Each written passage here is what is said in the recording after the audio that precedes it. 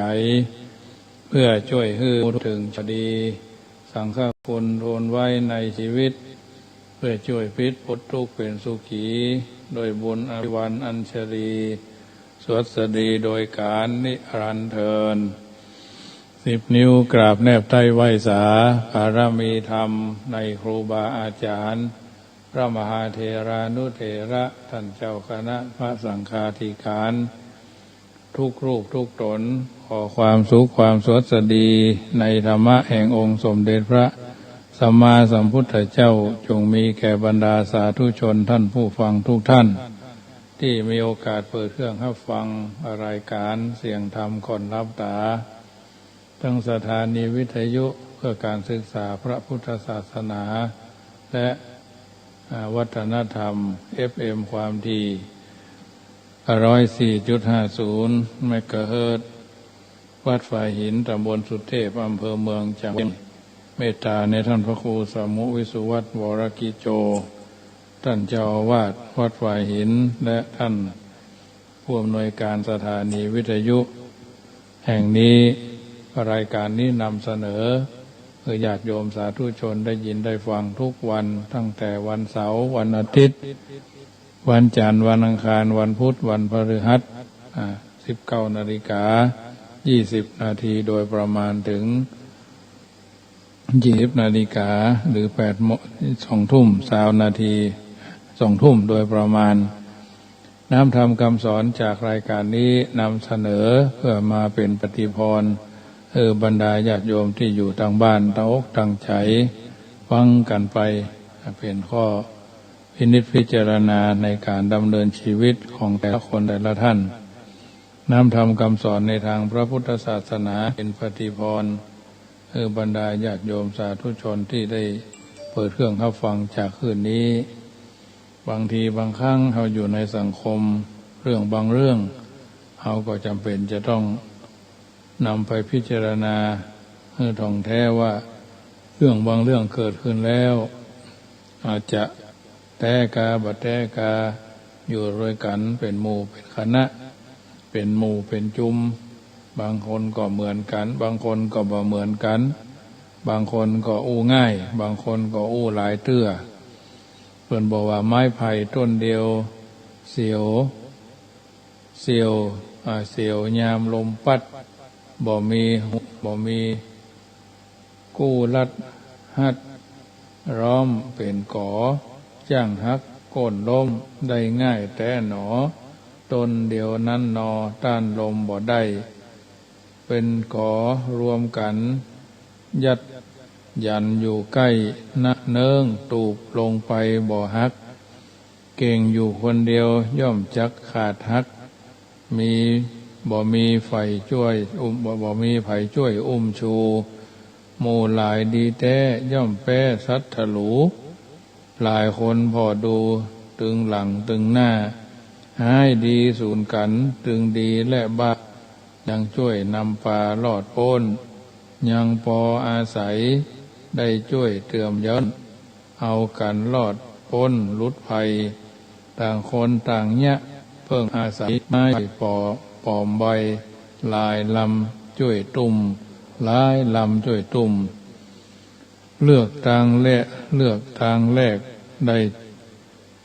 แจกกลพุทธนะได้แจกกลพุทธนะเพราะฉะนั้นน้ำธรรมคำสอนนี้เท่านั้นจะได้เป็นนิทัศนะอุทาหรณ์เตือนจิตสกิจใจในการดำเนินชีวิตของเราท่านทั้งหลายทุกคนทุกท่านนั้นถือว่าเป็นส่วนหนึ่งที่นำพาให้ญาติโยมนำไปพิจารณาในการดำเนินชีวิตของเราทุกคนบ่ฮือผิดเพี้ยนผิดพลาดในการดำเนินชีวิตของเราเป็นลำดับไปน้ำธรรมคำสอน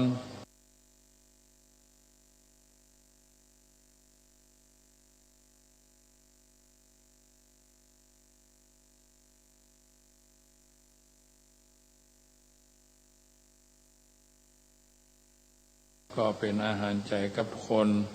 เป็นประจำอยู่แล้วนะเพราะถือว่าเป็นการธรรมะเป็นการแนะนำธรรมสารพัดนึกนะ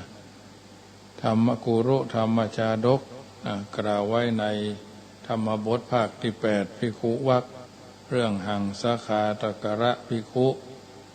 ว่าพระพุทธเจ้าทรงปราบภิกษุผู้ฆ่าหงส์รูปหนึ่งจึงตรัสเรื่องนี้สำรับมูลเหตุและเนื้อเรื่องของชาดกเรื่องนี้แสดงในอรรถกถาชาดกก็ถูกนำมาแสดงไว้ในธรรมบททั้งสองส่วนคล้ายกับคัดลงมาหมดความย่อไว้มีไว้ว่ามีคนละบุตรชาวเมืองสาวัตถี2 คนเป็นสหายกันบวชในพระศาสนาแล้วไปไหนมาไหนด้วยกันเป็นส่วนใหญ่วันหนึ่งทั้ง2 รูปไปกันที่แม่น้ำอจิรวดีแล้วขึ้นมานั่งหิงแดดกันบนตลิ่งเพื่อให้มันแห้งขณะนั้นมีหงส์2 ตัวบินมาไกลภิกษุตนหนึ่งกำบหินก้อนน้อยๆมาเป็นห้องว่าก้อนกรวดแล้วบอกว่าจะดีดก้อนกรวดนี่คือถูกตาหงส์ตัวหนึ่งคือพอ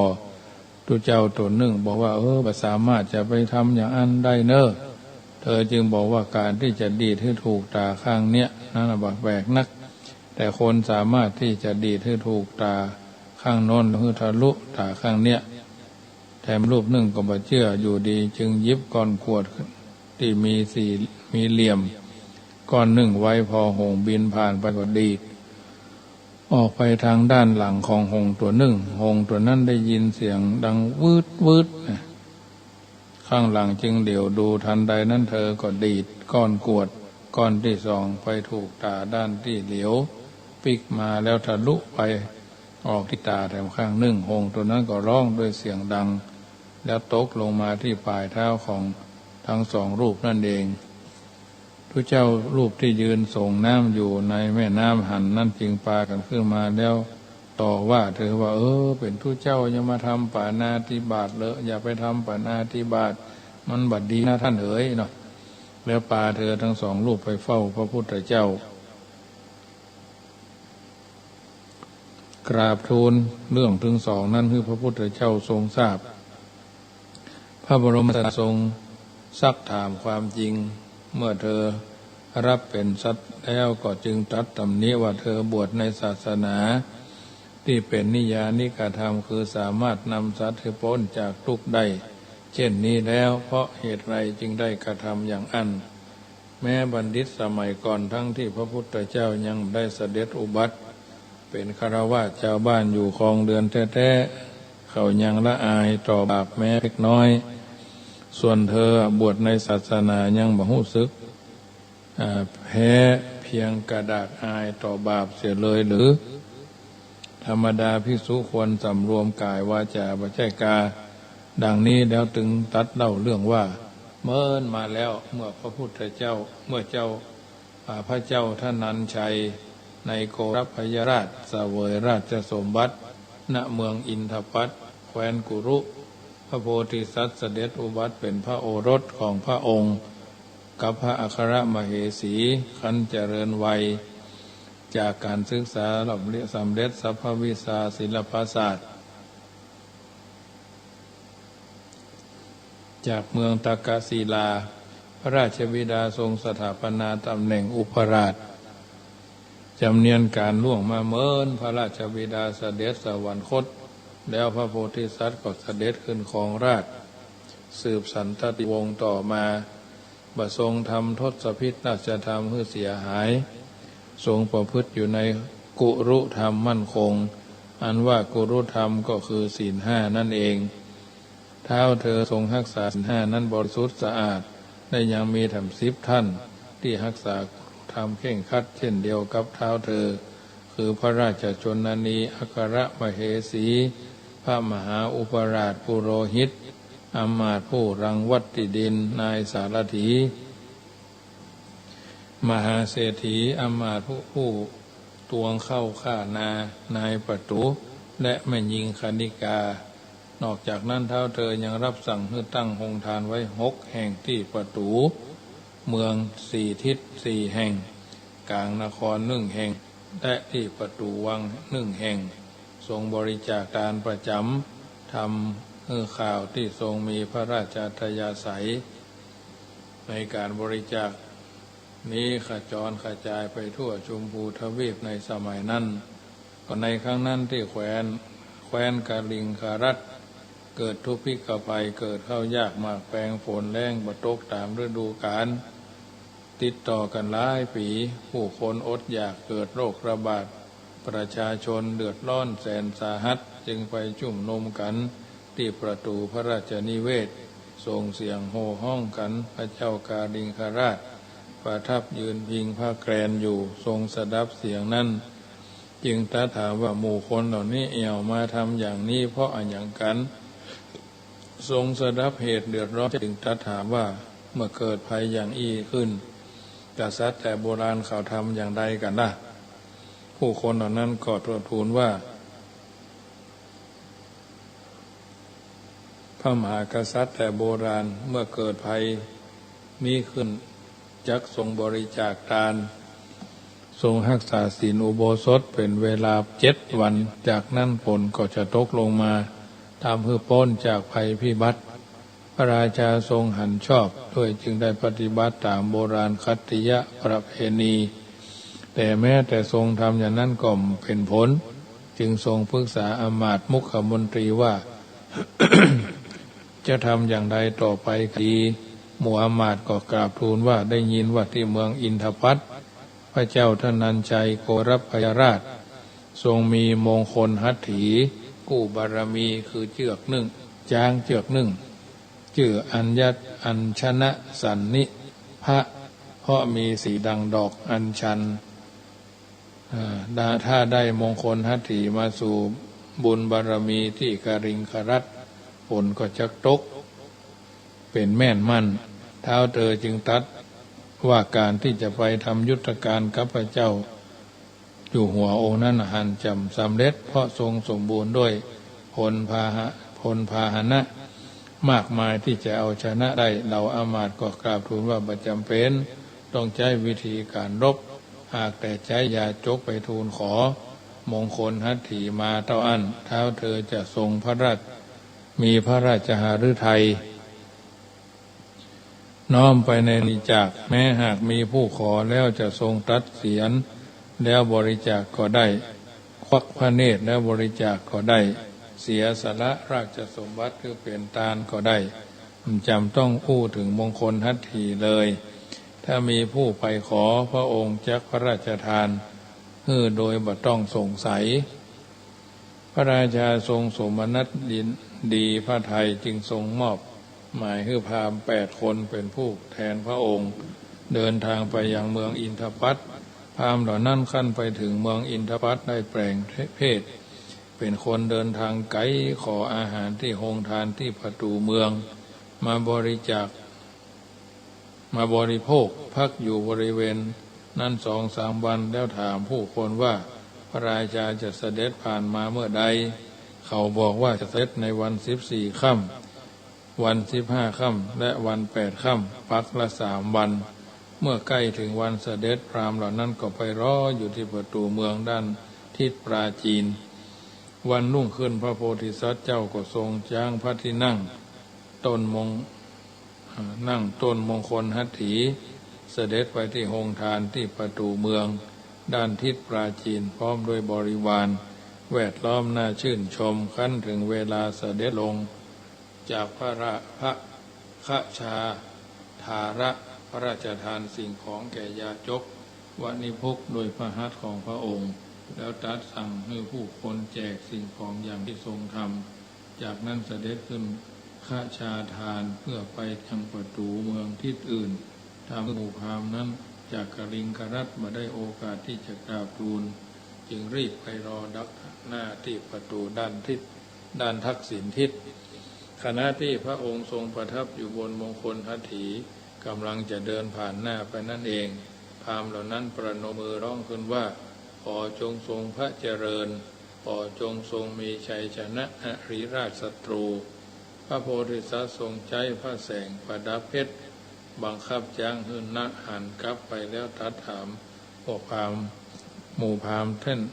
ว่าพวกท่านปรารถนาสิ่งใดขอให้บอกพราหมณ์พวกพราหมณ์จึงกราบทูลว่าตวะสัทธันจะสีลันจะวิทิตวานะ ชนาทิปะวันนังอันวันเนนะกาลิงคัตกาลิงคระกาลิงคัสมิงวินิมหะเสแปลว่าข้าแด่พระองค์ผู้ทรงเป็นใหญ่แห่งปวงชน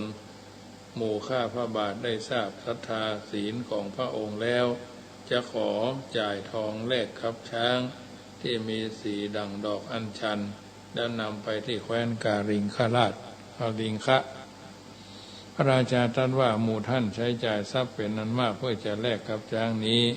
หมู่ท่านจะได้กังวลไปเลยเอาจักหื้อช้างพร้อมทั้งเครื่องประดับถึงหมด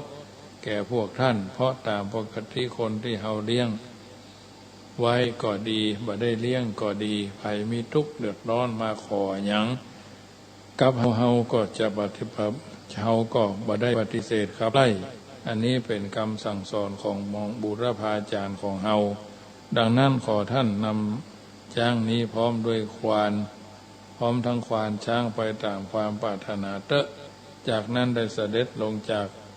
คอขชาทานทรงจับงวงพญาโคชสารวางบนมือของพราหมณ์แล้วทรงยกสุวรรณพิงคาระหลังอุทกนะตัวอุทกกวารีอันอบด้วยดอกไม้และของหอมหุตกลงเหนือพัทวีดลพระราชทานมงคลหัตถีแก่พราหมณ์ไปพราหมณ์เหล่านั้นเมื่อได้รับพระราชทานแล้วก็พากันขึ้นนั่งบนหลังพญาช้างตนดันดนกลับแคว้นกลิงคะจนถึงทันตปุระนครขั้นถึงแล้วก็นำพญาคุณชรไปถวายแด่พระราชาของตนแม้ว่ามงคลหัตถีจะมาถึงกลิงคราชแล้วฝนก็ยังบัดตกอยู่นั่นเองพระเจ้ากลิงคราชทรงประหลาดพระทัยจึงตรัสถามหมู่อามาตย์ทรงสดับว่าพระเจ้าท่านนันชัยโกรพยราชนั้นทรงรักษาคุรุธรรมมั่นคงเพราะฉะนั้นในแว่นแคว้นของเท้าเธอจึงมีฝนตกทุกฤดูกาลทุกกึ่งเดือนทุก10 วันโดยลำดับโดยอนุภาพแห่งคุณธรรมของเท้าเธอจึงจริงอยู่มงคลหัตถีเป็นสัตว์เดรัจฉานนี้จะมีคุณค่าห้องก็จริงแต่มีคุณสักเท่าไรเล่าคันทรงสดับแล้วจึงรับสั่งให้นำมงคลหัตถีไปถวายคืนพระเจ้าท่านนันชัยและรับสั่งให้จารึกกุรุธรรมที่พระเจ้าท่านนันชัยทรงรักษานั้นไว้ที่แผ่นทองคำแล้วนำกลับมาให้พระองค์พราหมณ์และอามาตย์ได้ที่เท้าเธอรับสั่งให้ส่งเป็นราชทูตแต่แรกนั้นได้นำมงคลหัตถีไปถวายคืนพระเจ้าท่านนันชัยโกรพยราชแล้วกราบบังคมทูลเล่าเรื่องทั้งปวงให้ทรงทราบจากนั้นได้กราบบังคมทูลเรื่องพระราชกระแสรับสั่งพระราชทานของพระราชาแห่งตนขึ้นมากราบบังคมทูลกุรุธรรมที่ทรงรักษาอยู่โดยจะลึกไว้แผ่นทองคำนำกลับไปพระเจ้าธนัญชัยโกรพยราชตรัสว่าพระองค์ทรงรักษากุรุธรรมนั้นก็จริงแต่บัดนี้พระองค์มีความตะคิดตะขวงพระทัยในศีลของพระองค์อยู่ด้วยเหตุผลที่ว่าพระนครนี้มีธรรมเนียมอยู่ว่าทุก3 ปีจักมีนักขัตฤกษ์อย่างหนึ่งคือพระราชาจะต้องแต่งองค์ทรงเครื่องเต็มพระราชอิสริยยศเสด็จไปประทับยืนที่พระศิศาลาพระเทพาลักษณ์ชื่อจิตตราชยักษ์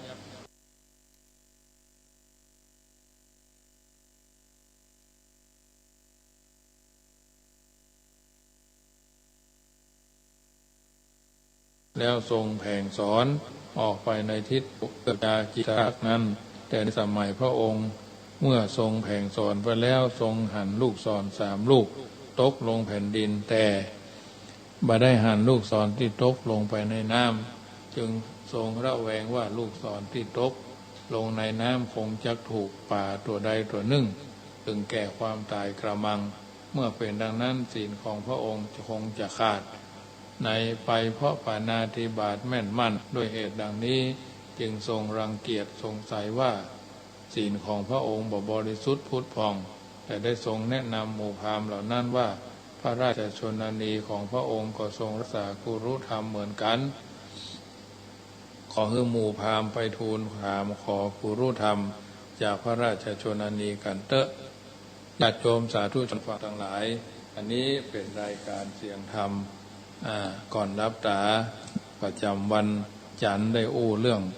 พระเจ้าโกรพญาติลาดขอจ้างคืนจ้างไปเพราะผลกบตกเหมือนเดิม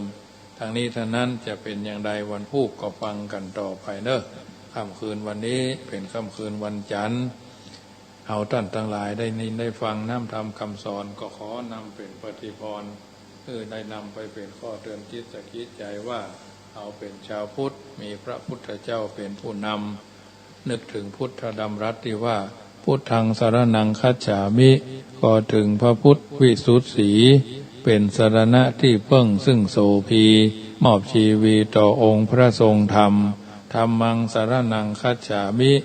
ขอถึงพระธรรมล้ำเลิศทรัพย์เป็นสรณะที่เพิ่งซึ่งสำคัญมอบชีวันต่อพระธรรมงามเดชาสังฆังสรณะมิขอถึงซึ่งพระสงฆ์ทรงสิกขาเป็นสรณะที่เพิ่งซึ่งโสภามอบชีวาต่อพระสงฆ์มงคลชัยมาตาพิตรังสรณังคัจฉามิขอถึงซึ่งขอถึงซึ่งพ่อแม่มากคุณยิ่งเป็นสรณะที่เพิ่งมากพันนามอบชีวาแทนข้าทุกสิ่งทรัพย์ขรุอุปชายาจริยะคุณังสรณังคัจฉามิขอถึงซึ่งครูบาอาจารย์ผู้สอนสั่งสัพพวิชาเป็นสรณะที่เพิ่งเป็นสัตว์จริงมอบชีวิตแทนทรัพย์สิ่งด้วยความดีอย่าทิ้งความฝันเพียงเพราะหูว่ามันไก่ถ้าเฮาบ่ลองเดินไปจะหู้ได้อย่างใดว่ามันไก่แท้ข้าบ่แท้ค่ำคืนนี้ขอนำรายการจากท่านไปก่อนกึดจะได้ค่อยจะถึงแปลงจะเติงก็โทรศัพท์หาที่06154765390615476539ตายที่สุดนี้สะทาโสถีพระวันตุโวอายุวันโน